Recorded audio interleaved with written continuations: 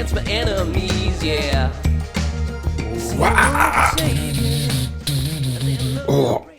What's up, everyone? I'm Rob. I'm Eamon. This is Monster Fuzz. Coming live to you wherever you are. It's live on demand. It's kind of not, but it is. It is live. This was a moment in time. This moment right now is live. This is as we beaming speak. from the past, but affecting your present, and so in a sense is live. Absolutely. How are you doing, Eamon? Feel good. Yeah? Feel good.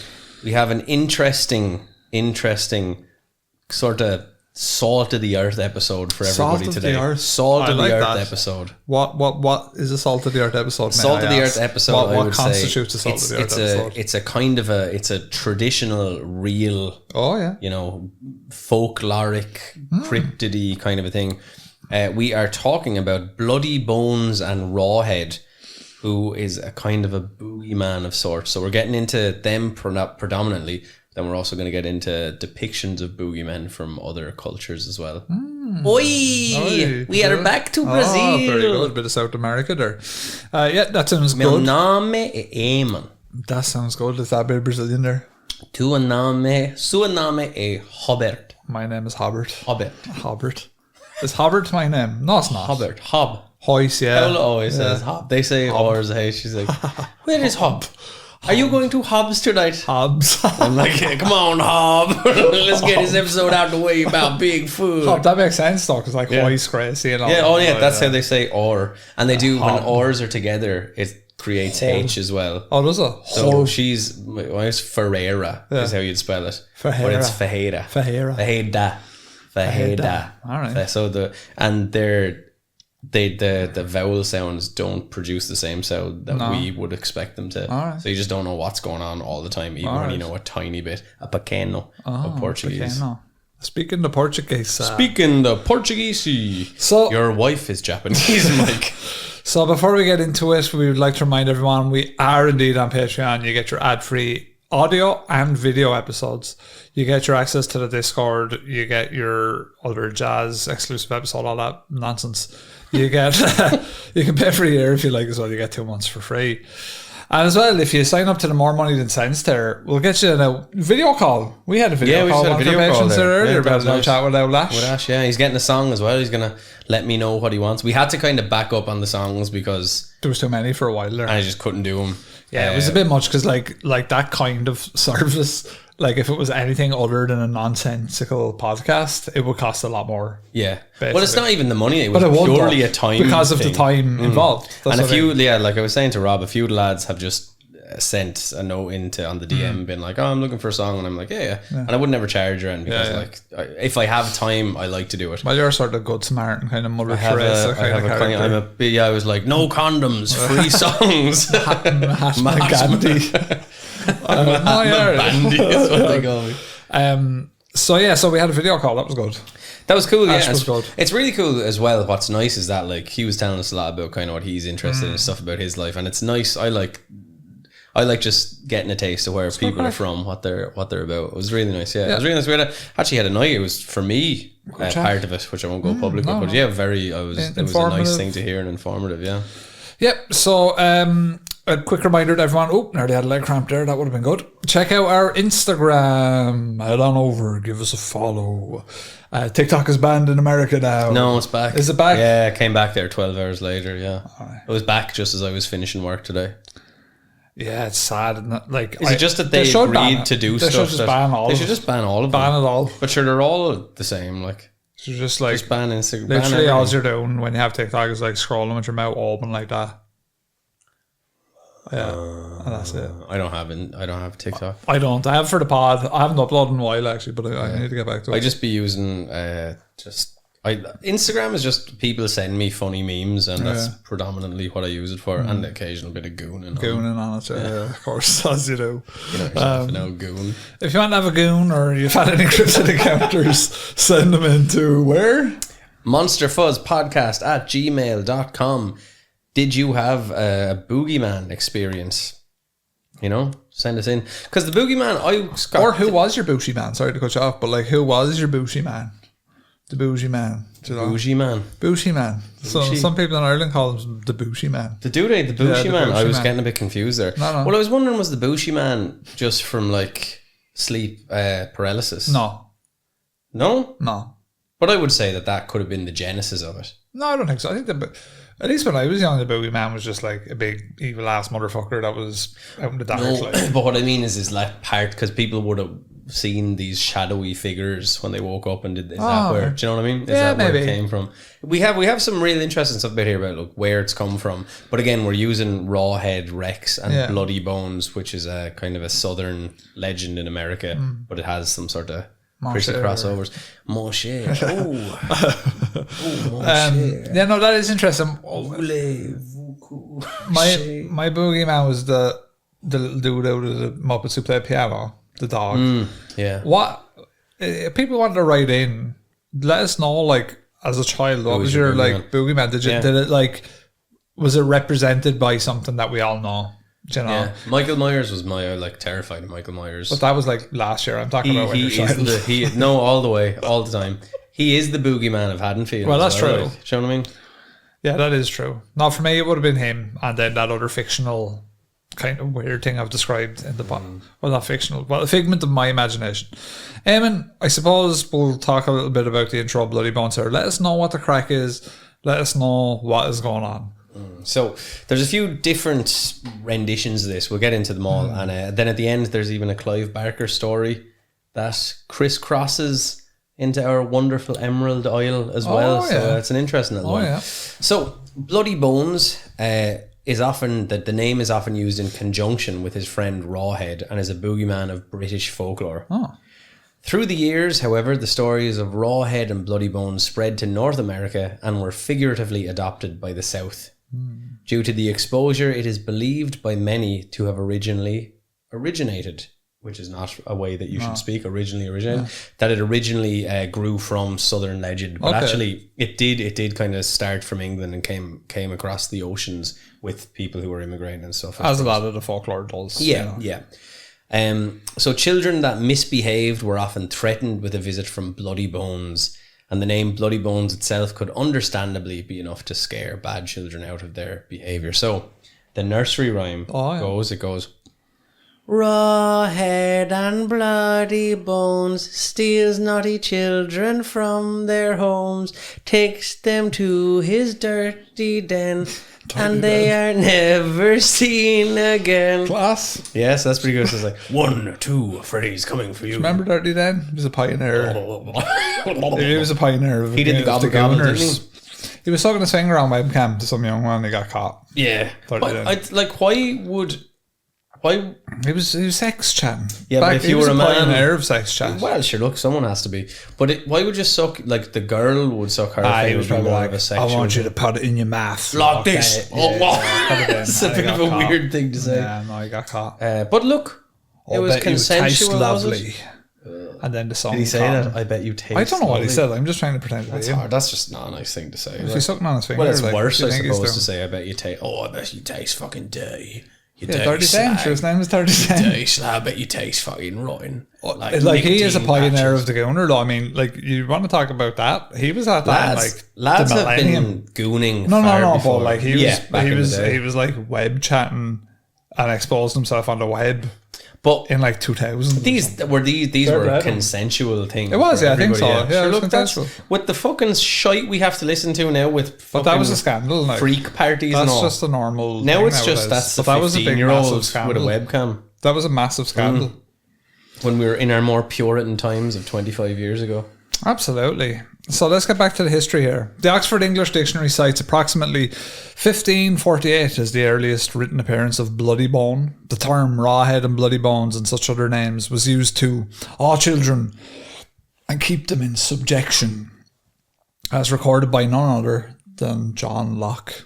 We gotta go back. I think he was obviously open the hatch, Saeed. John Locke was based on. Gotta open the hatch, Saeed. Is in 1693. I miss out John Locke. I miss Lost. The little weird fella who looked like a sort of a meerkat. He's in loads of Ben stuff. Linus. Yeah. he's You in never loads of see stuff. John Locke very often. But you see Ben Linus is in everything. Terry O'Quinn is John Locke's Terry name. O'Quinn. I know he didn't take the soup. No, he's Terry O'Quinn does be around. What does Terry O'Quinn be in? He's in something stuff. Pretty good.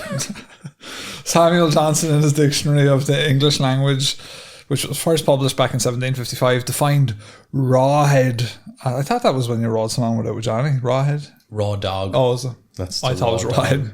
Yeah, That I suppose just you could changes the technically story here. raw head kind I of thought does it was make gonna be sense as something. well. And I mean, you would use kind of a folkloric thing to stop people having unprotected sex when there was no protection. You'd be like, make sure raw head pulls out before he. Yeah, so this was the name of the spectre. It was mentioned to frighten children. The stories originated in Great Britain, when they would have been particularly common in Lancashire and Yorkshire, and spread to North America, where the stories were common in the southern US. Now, there's different iterations, Eamon. There's lots of different ones. So like, it's funnily enough, Rawhead, the novel that we'll get into in the end, of the short story rather, is just Rawhead without Bloody Bones. And then sometimes Bloody Bones is alone, sometimes Bloody Bones and Rawhead are kind of meshed together. So here's some of the iterations. It's kind of interesting. So Bloody Bones is sometimes regarded as a water demon. He haunts deep ponds, oceans, and old marl pits, which often became filled with water to form ponds. So he would drag children into the depths, much like the Grindylow and Jenny Greenteeth, which are two other kind of... Jenny Greenteeth kind of makes sense for a lake spirit.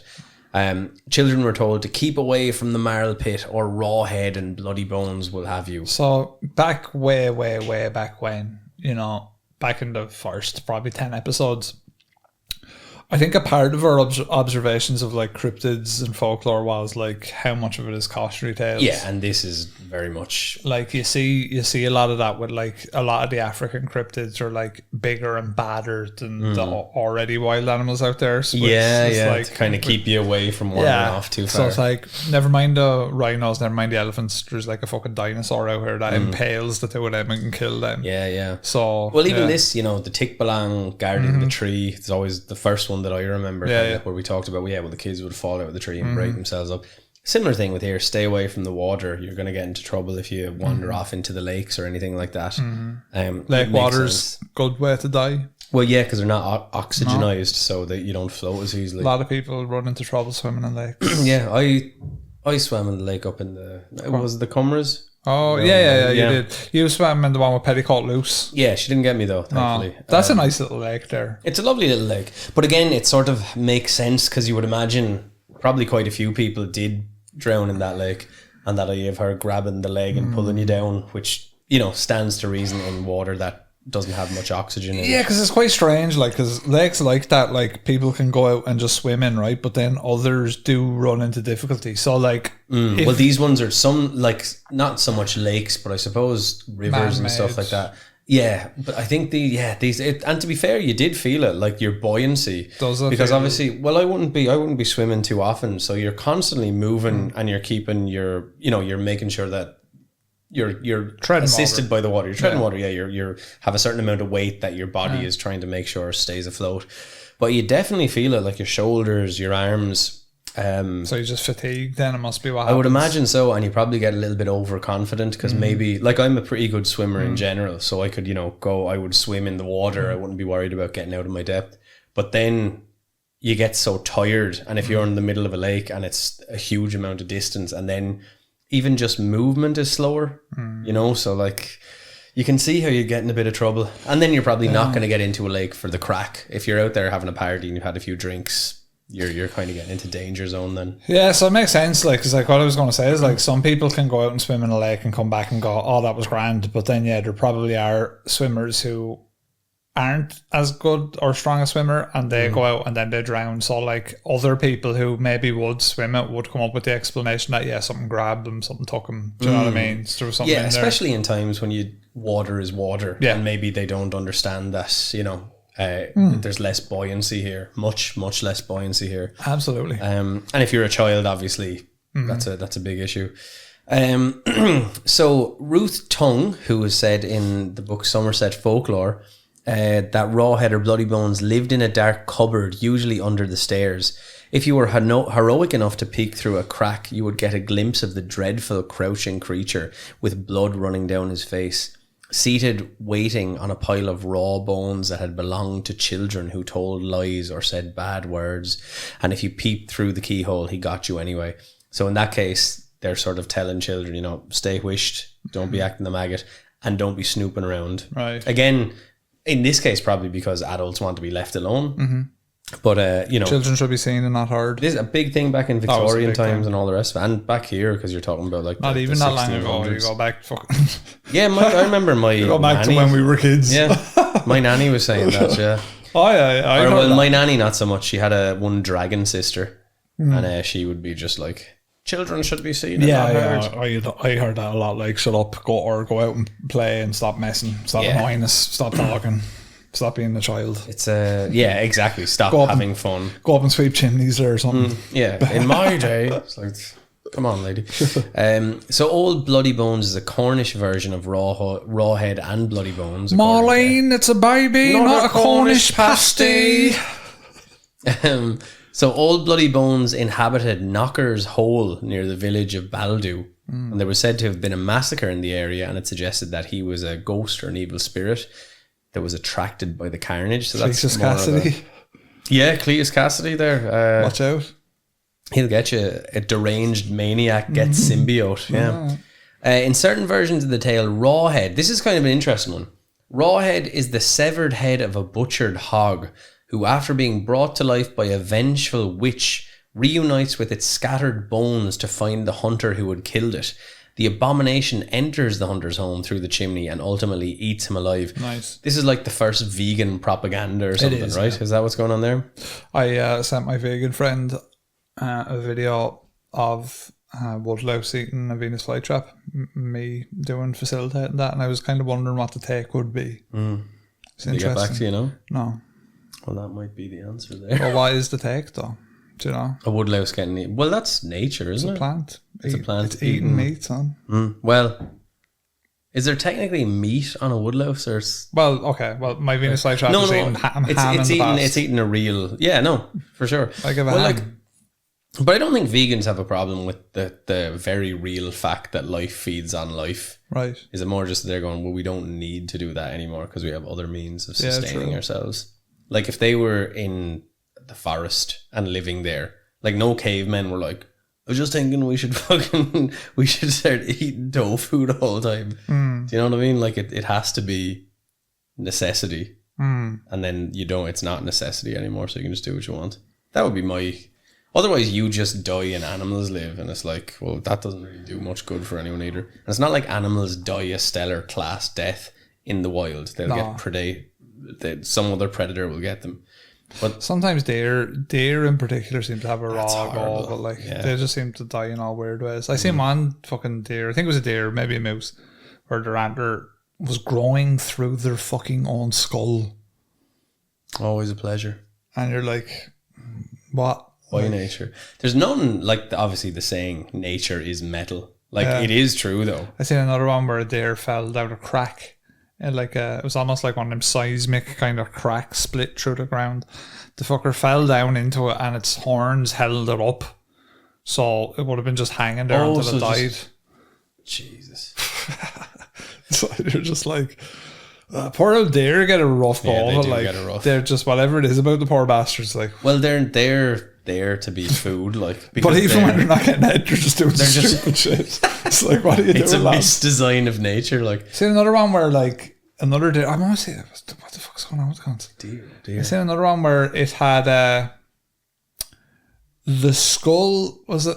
Yeah, the skull of another deer stuck on its antlers. Yeah. I saw one where like it was the deer, And the it was head going of around another with the head. deer. Yeah, it was just going around with the head stuck on the antlers. I'm like, this is And it fucking can't dumb. do anything. No, you're like, this is fucking dumb. And then have you seen when the antlers fall off? Sometimes they just like when they're trying to get rid of them, they just shake their head and the two antlers go flying. Like yeah. They shed them, yeah. I think they actually grow back. Like they do, yeah. Which is quite But it's cool. kind of bizarre, you know. They're just weird. And then I like the fact that like there's a moment in time where it's like that they're just mad horn, like the rut. Yeah, the rut. Oh no, it's the rut. But But it is mad because like I would have fed the deer a couple of times in Phoenix Park in Dublin. And Nara. And Nara. Well then and the deer, they're a bit pushy. The Nara deer are a bit fun because they give you no bow. The Phoenix Park, give us your bleeding fucking carrot. They'd stab you. Oh, they would stab you, yeah. They have kind of those nice hairy horns though. They're not velvety. Yeah, velveteen dream. That's what they call it, velvet, I think, right? Is the foreskin on the antlers. Oh wow. Velvet. I don't think it I don't think it's I think it's just the skin. Yeah. No, I think it does. I think you'd be mistaken. It actually comes. I think so. It comes. Right, anyway. I was going to say it comes back or it retracts. But that's the rope, man. In the southern United States, Rawhead and Bloody Bones are sometimes regarded as two individual creatures or two separate parts of the same monster. One is a skull stripped of skin that bites its victims. Wendigo. Rawhead. Wendigo. Or Wendigo, yeah. And its companion is a dancing headless skeleton, and that's Bloody Bones. In one cautionary tale, a gossip loses his head to the monster as punishment for his wicked tongue. Legends about Bloody Bones eventually made their way into African American tradition as well as spreading to other parts of the United States. There are numerous references to Rawhead and Bloody Bones in slave narratives as well, apparently. Okay. I guess when they were being brought across or whatever, that became part, because they had some kind of interesting folklore as well, didn't they? When they would have been slaves, African lads. The African people brought to America because they would have started an oral tradition, I suppose, of African / maybe some American folklore. I just don't have any details of it in front of me, so I'm kind of surmising. We should probably there's probably grounds for an episode there. I think so. Yeah, I'm pretty sure that there was some good folkloric stuff that I've read about in the past that came from kind of slave traditions. Well, a lot of the Aboriginal stuff is like First Nation tribey folklore, which is very interesting. Of course, a lot of the Native American stuff is the same. Yeah. But it would be interesting to see what the kind of Africans brought over with them. Yeah, that would be interesting. No. Well, the Haitian stuff, does that tie in a little bit with some of it? Because Haitian, well, I'd say they all have their own kind of from the different regions. Because the Haitians do, and there's voodoo and all that sort of stuff tied into that as well. Yeah. So what we're going to figure out now is there a crossover with the boogeyman? Yeah. So as I was reading about this and just looking at the time it originated from, I was like, I wonder, is this connected in some way to the boogeyman? And then from there, I kind of went, I wonder what other renditions of the boogeyman. So it does seem like, because of the way they're advising children, like, go to sleep, don't be acting the maggot, blah, blah, blah. It does seem very boogeyman-ish, like, go to bed or the boogeyman will get you. Yeah. You know? That makes sense, you know? You have to tell the kids to get the fuck up to bed. I don't know if that works anymore. Like, I'm just thinking of it like, you go asleep right now or a monster is going to eat you. That wouldn't help me. I wouldn't be like, I feel relaxed now because if I don't, like... I feel like our parents had it all back to front and upside down and plumbed the wrong way. Yeah, I think I used to read me stories, to be fair. That used to help. Yeah, no, I remember. Bit Lord of the Rings. But even when I was a kid, I used to stay up. Like, I would have trouble sleeping. I'd just be lying there. All same, yeah. You know? Trying to go downstairs, acting the bollocks and all. Yeah. I used to think when I was a kid, I used to sneak out. I used to love doing same. it. I'd sneak into the kitchen. My parents would be... now listen? No, I'd rob fruit. But I'd sneak in and I'd try to be super quiet. Like a fucking because we had no... Yeah, exactly. It would be big bulging eyes. And I'd be really quiet. And I remember thinking to myself, like, I think I'd be a really good burglar. And I thought that maybe... And I had like a dilemma. This is all coming back to me now as we're talking. When I was 8 or 9, I was like, no, it's wrong to steal. I must not become the burglar. It's like one of those autistic lads in Love on the Spectrum. I don't love her. It's not love. The apple didn't fall far from the tree. It certainly didn't. No, I used to do that, but I used to be more like ninja. I'd listen in and be like, what are them fuckers talking about? Would you like knock on the wall? See, me dad be having parties and all, so I'd be like, what are them little fuckers up to? You know? Well, that's a bit more interesting. My parents occasionally would have. It was rare though. I used to kind of, it'd be like a little game. You'd kind of come down onto the first landing, and you'd be like, "Well, I just keep walking, show up in the sitting room, and see what's going on, like see how to deal with it." And I used to do that the odd time too, and they'd just pick me up and put me back to bed. Yeah. But I think sometimes that's what you wanted, right? You wanted to just be put back to bed. Back to bed. Probably. At the age I was talking about, I just liked the act of sneaking around the house. And there was something about, like, I don't know what it was about we didn't have as much stuff to like keep us occupied. Because I remember, like, I'd be reading a yearly game magazine that would show, like, just what games are coming out. Gone over that 100 times. A million times, and based on the cover art, going, like, I want that.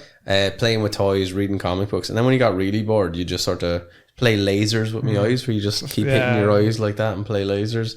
And then just walking around the house robbing Granny Smiths because there's literally nothing else to do.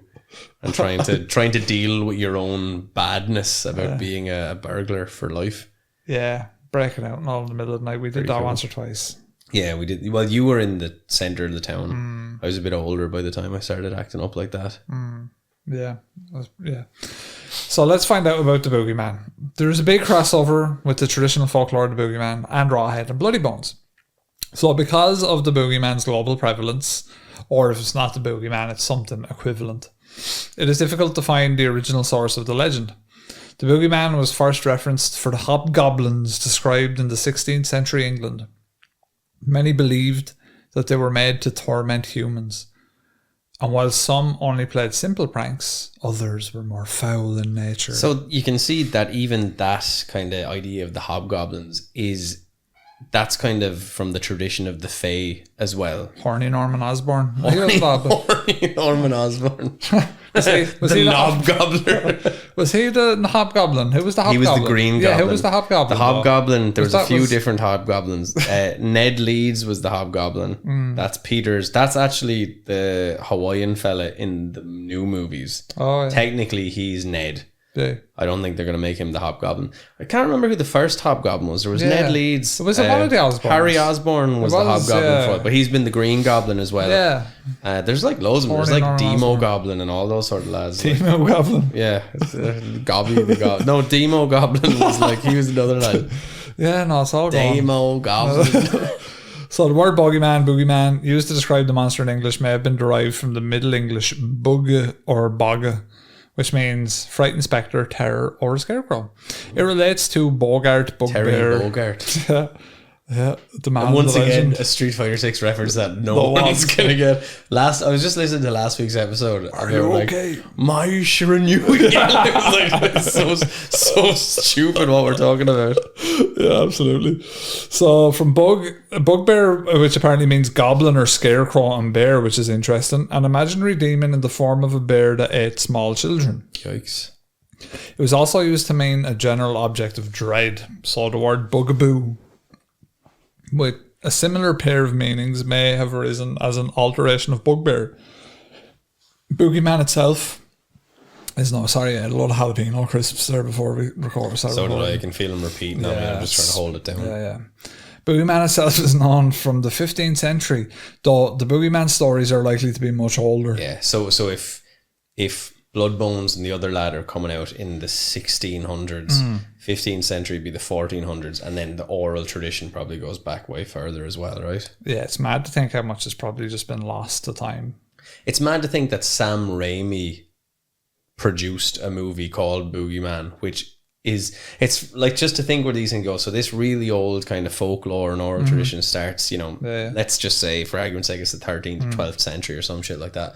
And over years and years, that idea stays in the cultural consciousness for so long that almost 1,000 years later, you're making movies of the boogeyman still. Like, that's wild. Timeless kind of concepts, Yeah, and it must be something that it still resonates with us, because those, even though, we're living, well, you could say that urban areas are, they can be quite scary to live in, and there's a lot of crime and blah, blah, blah.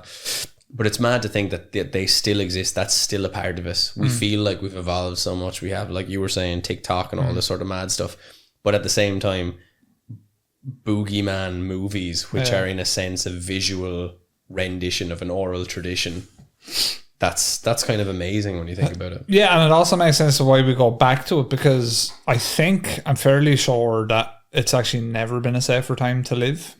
Statistically. That's what they say, yeah, statistically, So back then, like, times were more frightened. So maybe the folklore was just more ingrained in us. Like, we're going back to that stuff because, it is a bit safer nowadays. It doesn't seem like it, probably because news proliferates so much. And it's like the only, the idea, if it bleeds, it leads, all that. And obviously, it's not just the 9 o'clock news in newspapers. Now you have news and, let's just say, information coming at you through all angles, and sometimes very biased, but masquerading as even keel news and all sorts of stuff. So yeah, you would, because you would assume, I would assume, based on what I'd see, that children would be in much more danger nowadays because of all the kind of weird pervert stories you hear and stuff like that. But actually, children had a way worse time decades ago because there was no, I think it was only, I want to say it was the 1980s and 1970s. I think we might have covered this in Satanic Panic. There was family laws passed which basically made it much more easy to prosecute and protect children from like incest and abuse and all that sort of stuff, and physical abuse. But until that point, like prior to the 60s or the 70s, it was just like whatever. Open season, brother. That's crazy, man, when you think about it, right? So, and so in some many places in the world, it like was still like Japan were super dodge. for ages. Netherlands were super dodge. I think there's a lot of places that like up until like not that long ago, comparatively, were super dodge. I read some statistics where they reckon like 1% of all people have that like in them. Yeah, you know, which is way higher than I would have thought. That's it's probably like higher than. Yeah, that's like higher than probably some mental illnesses that you would think are super prevalent. Yeah. But then they say the higher up you go, because if you go into like, say, areas of high office, there's a higher trend of narcissism in terms of people pushing themselves to get. So actually, when you get to that level, it could be 2 to 3%, and then that's where you start going. Yeah, that makes sense. Oh, here's your freak parties. Here's all your mad stuff. That's interesting. It's mad though. It's mad to think about that, and then. Really disturbingly, how in some areas it seemed to be a normal part of culture. Like when you think of the Spartans and things like that, like it's pretty. Now I understand, obviously, age was deemed much more differently, and you had to grow up a lot faster. But like, it's pretty kind of weird. Yeah, you know, when you look back, it's and you more than kind of weird. Like, a lot weird. It's very unsettling. Like. Yeah, we're weird motherfuckers, but we're not as weird as the boogeyman, because he is described as a dark, formless creature with shape-shifting abilities. The boogeyman is known to satiate its appetite by snatching and eating children. Descriptions of the boogeyman vary across cultures, yet there is commonalities between them, including claws, talons, or sharp teeth.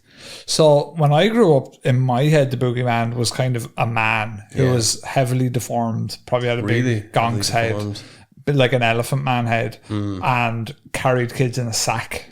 Yeah, and we actually get into that because that's prevalent. That was my boogeyman. There was a Ghostbusters episode years ago that freaked me out, where the boogeyman came out of the closet, but he was like kind of a little bit Satan looking, like a horsey. He had a horse clothes, maybe a horse kind of head sort of a thing going on. Not quite a horse, Jersey but like, Devilish almost. Yes, Jersey Devilish. But the Ghostbusters were going into the closet to try and get him back, you know, and Slimer was there and all. But the lads got out in the end, so it was class. Oh, Slimer.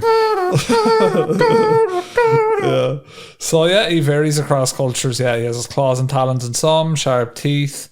The nature of the creature also varies from culture to culture. Some examples are said to be a kind of a spirit, with demons and witches and other legendary creatures being less common variants. Some are described as having animal features such as horns, hooves, or a bug-like Beelzebub appearance. Boogeyman or bogeyman-like beings are common to folklore in many cultures. Yeah, like that's what I'm saying. Like to me, it was very much a man type of thing. Like it wasn't animalish.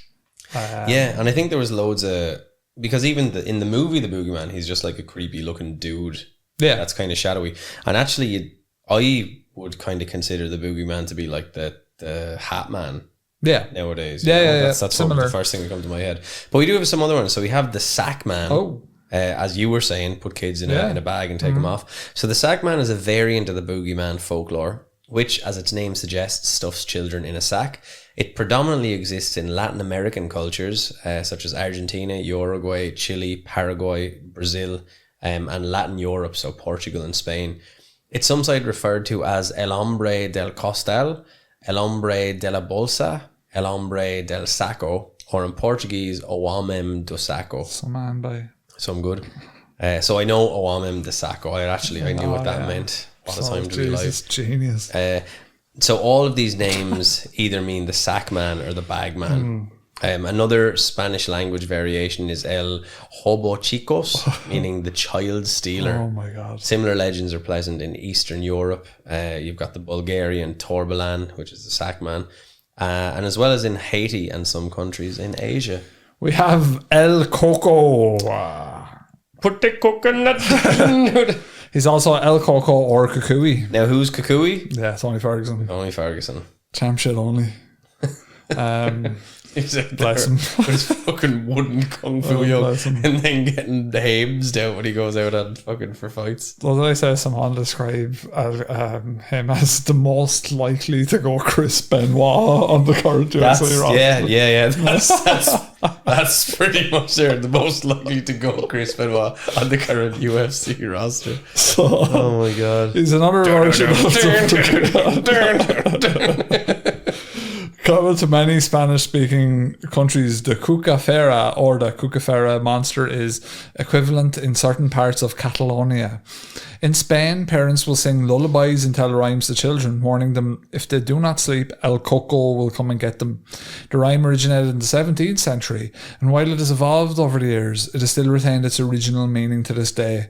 Coconuts, which are in Spanish coco, received their name because of a hairy brown face created by the coconut shell's 3 indentations. El Coco is said to have the face of a coconut, which is actually pretty terrifying when you think about it. Majora's Mask. Yeah, that's quite similar, isn't it? It is. Mm-hmm. Among Mexican Americans, El Cucuy, this is Tony Ferguson, is portrayed as an evil monster that hides under children's beds at night and kidnaps or eats those who do not obey her parents by going to sleep when it is time to do so. However, the Spanish American boogeyman does not resemble the shapeless or hairy monster of Spain. Social scientist Professor Manuel Medrano says popular legend describes El Cucuy as a small humanoid with glowing red eyes that hides in closets or under the bed. Some lore has him as a kid who was the victim of violence and now he's alive, but he's not, Medrano said, citing Javier Garza's 2004 book Creepy Creatures and Other Cucuys. There you go. There you are, sure. You also have a cuca. That's Brazilian folklore. It's a similar character called the cuca. And this one's kind of weird. It's depicted as a female humanoid alligator. Oh yeah, we'll steady now. Right? Reptilian. Bit of a butsy, Anna. It's like, I want to rub my fingers through your scales, baby. Or an old lady with a sack. Maybe like an Argonian out of Skyrim. Yeah. Or one of the reptilian shapeshifters that's from infested our government. Or from V. Or from V. Some deep state reptilian interference. There is a lullaby sung by many parents to their children that says that the cuca will come get them and it will make soup or soap out of them if they do not sleep. So this is true in Spain as well. We also have the babao. This is in Eastern Mediterranean. Children who misbehave are threatened with a creature known as the babao. In Italy, the babao is also called L'uomo nero or black man. In Italy, he is portrayed as a tall man wearing a heavy black coat with a black hood or hat that hides his face. So this was kind of where I got that. Yeah, sounds totally similar to the Hat Man, right? Interesting. So shadow people once again destroying our peaceful night's sleep. What the fuck? What the fuck are you doing here, Hat Man? It would be kind of hilarious if you just like imagine Tony Ferguson had the Hat Man. Like he wouldn't be taking that. No. You better get out of here, man. I'll kick your ass. Like Tony Ferguson would be serious with the Hat Man. He would. Like the Hat Man. I wouldn't visit Tony Ferguson if I was the Hat Man. No. Not even. I wouldn't be worried about getting the shit kicked out of me because I'm a sort of metaphysical being. I just couldn't be listening to him. No, he's too mad. Cringe lord to the extreme. Like, Champ shit only, brother. Tiramisu Tuesdays, brother. Even the way like that he turns the chair around like Zach from Saved by the Bell as like a man 90s. who's 40. Like he's just like the man like is just and he'd be chewing on the. He's just like a 90s cornball. Yeah, it's the best. That part where was it Steve Wonderboy Thompson that kicked him in the I don't know, chin. Poor man. Someone kicked him in the chin and it just looked. You were like, it was. Wow. Wow. Yeah. The whole thing. Anyway, but if I was that man, I wouldn't visit him anyway because he'd be too aggro for me. He'd be too intense energy. Sometimes parents will knock loudly under the table, pretending that someone is knocking at the door, and say something like, "Here comes L'uomo nero. He must know that there's a child here who doesn't want to drink his soup." It is also featured in a widespread nursery rhyme in Italy. It goes, Nina, nana, Nina, oh, questo bimba a ci lo do, lo darò all'uomo nero, ce lo tiene un anno intero. I'm just thinking about my neighbours who are like, it's this insane man singing Italian at 11. In English, that just means lullaby, lulla, oh, who did I give this child to? I will give him to the boogeyman, who's going to keep him for the whole year. Yeah. Which doesn't sound as good as when it's sang in kind of operatic soprano, as I did. My neighbours probably think that this house is like Twin Peaks or something. Nina, like bizarre, nina, oh, questo bimba a cialodo. Go through the house and all. Yes, the one cornetto, oh, salami.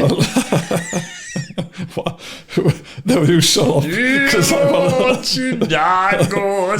You sound like a sim. You sound like you're into Sims. I'm doing professional operatic singing. Well, I want to talk about the Butsy Man. So do you want me to get the height? Shut the hell up. Everybody Shut the hell up. Shit only. I want to talk about the Butsy Man, if you will. Butsy Man. So German folklore has dozens of different figures that correspond to the boogeyman. These have various appearances, such as the gnome, the man, the animal, the monster, the ghost, or the devil. I'd say the listeners would rather listening to me sing. I can see you trying to protect your neighbours and see you getting nervous. They are sometimes said to appear at very specific places: forests, bodies of water, cliffs, cornfields, or vineyards. Do you know where vineyards are very popular? The Butsy Man. These figures are called by many different names, which are often locally or regionally known, and that's about it. One of these, possibly etymologically related to the boogeyman, is the Butsy Man, which that is the scariest one yet, to be fair. Which can be of gnome-like. He can be of gnome-like and other demonic or ghostly appearance. It will be scary because the Butsy Man, he'd be after one thing. At least the other lads, they're there to give you the heebie-jeebies. The Butsy Man is there. I don't care. I just want to get mine and then I'll be gone. Yeah. He's after... Horrible. He's after the buddy. Horrible Butsy Man. The butty. So the Butsy Man there's another example, which is the Bowman. And what an unfortunate name. And der Schwarzman, the black man, an inhuman creature which hides in the dark corners under the bed. Sounds like a shadow person, right? This is it, and I think I do kind of wonder, is there some sort of underlying racism where they're saying probably the black man and the black this, but actually it's shadow people they're talking about. To be fair, this probably predates black men in Germany. That's a fair point, but they would have known about them and probably been afraid. Do you know what I mean? Because there was that like inherent xenophobia in a lot of these countries. Steady now, like the Germans, they weren't xenophobic. They're not known for it. They're not known. I'm pretty sure the Germans were the most egalitarian society that ever was. Yeah, pretty much. Oh no, lovely roads. Yeah, they did. Yeah, great.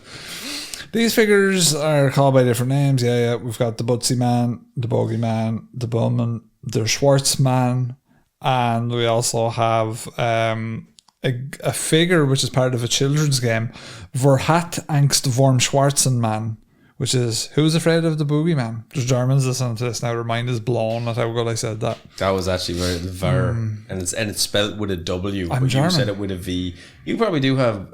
No, I don't Germanic. actually. Do you not have any Germanic roots? I thought you'd be an old Anglo-Saxon fella. Oh, I am actually. Yeah, you're right. Yeah, no, I am Anglo-Saxon. I think, and Saudi Arabian as well. You Saudi Arabian? Yeah, 2%. Yeah, 23andMe. Saudi, you're an enigma. Persian. Yeah. There is a bit of scimitar in me. Yeah, a bit of scimitar and you're coming up over the wall. Snagging around. You'll be going around the place. Yeah. Climbing things. Yeah, avoiding traps and exploding floors. Prince of Persia was on the first video games I ever played. Yeah. SNES. Yeah, I had that on the SNES. Yeah, good game. That, Equinox. Equinox was class. Street Fighter 2. Yeah. We talk a bit about Street Fighter actually getting to the end of the podcast. I don't know if our listeners are familiar at this stage. Well, I call out the Irish competitors. Yeah, you may as well. Yeah, The Irish fighting game community just called about there for a while. I might just get through this last little bit and then go on, sure tell you us about do you know last any bit of the names of the Irish people who play in the competitive scene? Yeah, I think so. Sure, call a few of the boys out afterwards. I'm trying we'll to. do Yeah. the Let me think hashtag about on, the names right? first. You take a look. I'll read it out. So okay. we do have a strange kind of an Irish connection here, sort of. Rawhead Rex is the titular main antagonist of the short story of the same name by the horror author Clive Barker. For anyone that doesn't know him, he is the writer of Hellraiser. And it's 1986. I still don't know him. What's Hellraiser? Hellraiser is the one with the man who has pins in his head. Right. He had pins in his head, but then they made a new Hellraiser recently, and it was a girl Hellraiser, Of course. I think. Utter woke nonsense.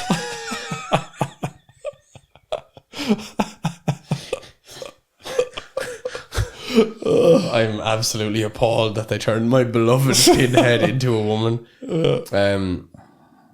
So the original short story was published in the 3rd volume of the Books of Blood series, which Clive Barker wrote. He is an ancient and evil demigod of immense malevolence with a carnivorous nature and insatiable thirst for blood.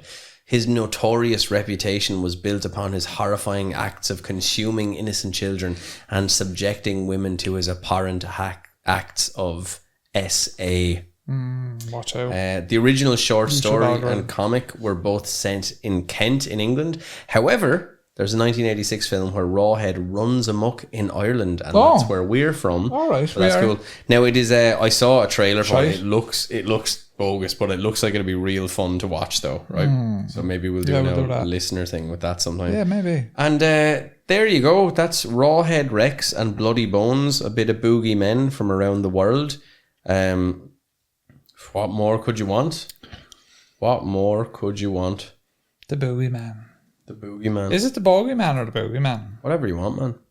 Who says what? Like, I say bogeyman. do you? Man. No, I think I interchange. Yeah, I interchange. It's only one O, so it probably is bogeyman. yeah, rather than the boogeyman. Bogey. La bogey. There's a bogey on my 6. That's a boogeyman. Boogeyman is So you're flying the plane. The boogeyman's behind you in Boogeyman's the lad that F-15. dances like. Yeah, I don't know. Interesting. The next Top Gun is about the boogeyman flying behind Tom Cruise. There's a boogeyman on my 6. It's interesting there actually. So I looked up. I googled. Okay, here we go. I'll leave this part to you. I'll just tap out for a while. And I googled. who are you calling out? I googled who were the best Street Fighter players in Ireland. Interestingly enough, Google brings up nothing. So that would lead me to believe that they're all rubbish. And there's a gap for me to break them all up. Any of yous? So that's what I would take from that. But I'll give another bit of trivia there for our listeners. Irish fighting game characters, Nina Williams. Yeah, that's true. Anna Williams, 'cause And she's her Anna sister. Yeah, but I think they're Protestants, which is fine. They're just that's like who's a Catholic Are they character. what the fuck? And Nina Williams and Anna Williams, who go away. They're Robert Billington, yeah. Catholic brother. That you just converted, like Steady now, brother. Now maybe Nina did convert. To be fair, Nina would. she might have converted to Anna something wouldn't. else. Oh no, Anna would. Nina wouldn't. Anna converted to Islam. As she No, I met think- a man from the Middle East. She was into. Was she? Yeah, she converted to Islam. Did she? That's why they're always in war-torn countries when they're in the credits. No. We'll get back to the Boogeyman. Look, because like I said, I looked up. There's no one. Apparently, they're not good. So the Boogeyman. No written records of them anywhere. Would you say you'd Boogeyman. beat the... Why don't you call out the boogeyman in a game of I Street am the Fighter 6? Boogeyman. There you go. Boogie Woman is coming! That's my name. That's what you just call yourself, the Boogeyman. Boogie Woman. Street Fighter. Boogeyman. Joanna Young J-Trek. Why am I a woman? Because she says Boogie Woman is coming and we're just talking about the Boogeyman. So. Boogeyman and it seems like cautionary children's tale, which is interesting because that ties into a lot of cryptozoology. Yeah. And a lot of cryptozoology seems to be cautionary tales, but yet the more interesting cryptids don't really have that element. Bigfoot doesn't really have that element. No. Loch Ness Monster doesn't really have that element. No. But sometimes Like they're not cautionary tales. But sometimes Bigfoot is called the booger, which it probably comes from the boogeyman as well. So just in terminology, actually, might be a like tiny bit different. Or my similar. original idea of what Boogeyman was, it's just great when you have moments like this on the podcast, would have been from this book right in front of me that I read that book. as a child. And in my head, I'm like, what am I picturing here, and how do I describe it? Well, Eamon, the answer is in this book somewhere, so we're going to find out now. Meanwhile, you're going to tell people. Steve from the fighting game community in Ireland. I'm going to break you up vicariously through Robert Billington, who will be playing Street Fighter 6 on a competitive level. We'll get you into a little league. We'll be a little sort of I get into special the Babbies league. League. Yeah, I get into the Crayola Club League. It's one of them cool ones. Yeah, I might win for a change. Yeah. I used to be great at Street Fighter, and now I'm not. Yeah, you're still good. Like, I'm just better. You get better at I Street wouldn't have got Fighter better if it wasn't for you. Because you just wanted to beat me. Yeah. That's what it, like, that's you know, you inspired me, and my greatness was inspired by you. I don't have enough time when to I commit fight to the Street Fighter full time, but someday I will. When I fight and when I win, this is what the Boogeyman was to me. Oh, that's creepy. Ladies and gentlemen, creepy. It's literally called the Boogeyman, and it's the page is the That's Boogeyman. a very nice artwork. Is all the artwork like that? This book is the fucking tits. It has a slight like Japanese little kind of a. This is why Monsterfuls, So, yeah, the Boogeyman. This literally, we should have probably read this, but this talks about Baba Yaga. Oh, Baba Yaga. Like, this is what I'm saying. This book was the origins of basically Monsterfuls, and you had yours. It goes on about Black Annis, Eamon. Black Annis was in Scotland. No. So Black Annis used to come after people. It was an ugly woman, and it was said to live in a cave from which she kept a constant watch. A troglodyte lady. Surrounding countryside. The troglodyte lady. As soon as Black Annis saw a young child on its own and far from the house, she would leap from her cave and grab the child. Yeah. There is a big part, like, it's just children, don't be going around by yourself. This has the kappa and everything, like. The kappa, It's mad. It's mad. Like, every time I look at this book and I think about me, we were talking about earlier about me getting up and fucking around, going downstairs and all that. I would have been that age. Like, this book would have been the type of book I was reading. And all the Loch Ness Monster pictures and stuff. So cool, like, and a bit of an old Yeti on the back eating motherfuckers and shit. It is cool. They were very, like, kind of more barbaric with kids' books back then, which I was a big fan of. They were kind of gory. Like, I remember in the book I had, it was a yellow version of this. Yeah. But that one had, like, Grendel devouring some lad and tearing him apart. Like, there's, like, fucking horrific images in this. Like, that one has proper, like, spooky imagery. The book is a great little book. Yeah, it's very cool. Especially, and, like, kids love all that, like, disgusting blood and gore and like, stuff, to be fair, that's probably meant to be young adults, like, judging by the text size and the like words, but like 10, 11, 12 yeah, kind of thing, probably early teens maybe. It's kind of got that vibe. Well, me and the rest of my Street Fighter 6 group would often read books like this because we're in the Crayola Club. Yeah, which is pretty cool. You would do, but they're a lot more fun than actual books, aren't they? This one has pictures of dinosaurs and all. Yeah, they're more fun than regular books. There's Michele Mbembe. I know. So you were like obsessed with him as a kid. Yeah. It was just a fine example of the Komodo dragon, the largest lizard on Earth. So you can imagine young Rob. There's lads shooting a snake with a machine gun. Socorriju. So Socorriju. What I'm saying is, with that book right there, like, that's a full podcast. Like, a full podcast, not just an episode. But, and like, do you know what's else is cool? It actually calls wild men. It doesn't just, and it goes into the Yeti. Well, goes into, so what is the name of the book, Eamon, for everyone that wants the name of this book Spine-chilling is book of Monsters. Spine-chilling Book of Monsters. And who's the author, Eamon? The author is a man named Rupert Matthews. Yeah. That was the book. That was my one, and Eamon had his one. Oh yeah, and I mine's up in an attic somewhere, but it definitely wasn't this one. Look at that, like, for similar. A mad image, like, shot a wild man. There's a wild man, a photograph of the Minnesota Iceman. Yeah. So that's similar to like an Irish bogman or something. Yeah. There you have the Patterson Gilman footage as well. Yeah. No, it's cool, man. It's cool. Like, there's witches being drowned.